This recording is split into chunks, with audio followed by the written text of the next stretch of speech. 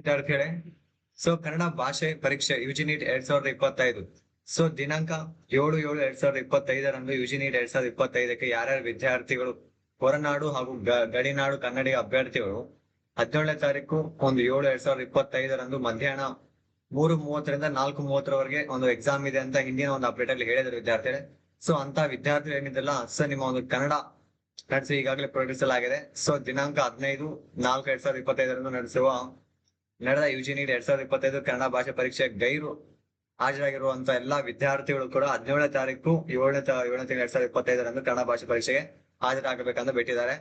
So ವಿದ್ಯಾರ್ಥಿಗಳೇ, ಅರ್ಹ ಅಭ್ಯರ್ಥಿಗಳು ಪ್ರವೇಶ ಪತ್ರಗಳನ್ನು ವೆಬ್ಸೈಟ್ ನಿಂದ ಒಂದು ಡೌನ್ಲೋಡ್ ಮಾಡ್ಕೊಳ್ಬೇಕು, ಒಂದು ಹಾಲ್ ಟಿಕೆಟ್ ಅನ್ನ.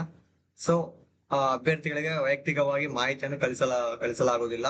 ಸೊ ಎಲ್ಲರೂ ಕೂಡ ಒಂದು ಯುಜಿ ನೀಟ್ 2025 ಅಪ್ಡೇಟ್ ಮುಖಾಂತರ ಎಲ್ಲರೂ ತಿಳ್ಕೊಬೇಕಾಗತ್ತೆ.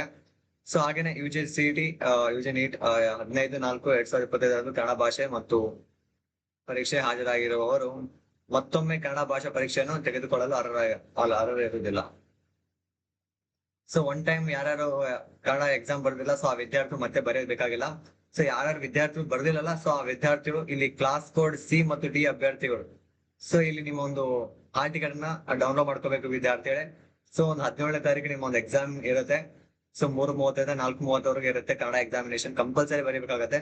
ಇದು ಯಾರ್ಯಾರು ಒಂದು ಕನ್ನಡ ಎಕ್ಸಾಮ್ ಆಬ್ಸೆಂಟ್ ಆಗಿದ್ರಿ, ಗಡಿನಾಡು ಮತ್ತು ಹೊರನಾಡು ವಿದ್ಯಾರ್ಥಿಗಳು ಎಲ್ಲರೂ ಕೂಡ ಒಂದು ಎಕ್ಸಾಮ್ ನ ಬರೀಬೇಕು. ಸೊ ಇಲ್ಲಿ ನೀವು ನಿಮ್ಮ ಲಾಗಿನ್ ಐಡಿ, ಸೊ ಹಾಗೇನೆ ಒಂದು ಪಾಸ್ವರ್ಡ್, ಹಾಗೇನೆ ಒಂದು ನಿಮ್ಮ ಕ್ಯಾಪ್ಚರ್ ಇಲ್ಲಿರುವಂತ ಕ್ಯಾಪ್ಚರ್ ನ ಫಿಲ್ ಮಾಡಿ ವಿದ್ಯಾರ್ಥಿಗಳೇ. ಸೊ ಓಪನ್ ಆಗುತ್ತೆ, ನಿಮ್ಮ ಹಾಲ್ ಟಿಕೆಟ್ ಡೌನ್ಲೋಡ್ ಮಾಡ್ಕೊಂಡು ಎಕ್ಸಾಮ್ ಪ್ರಿಪೇರ್. ಥ್ಯಾಂಕ್ ಯು ವಿದ್ಯಾರ್ಥಿಗಳು.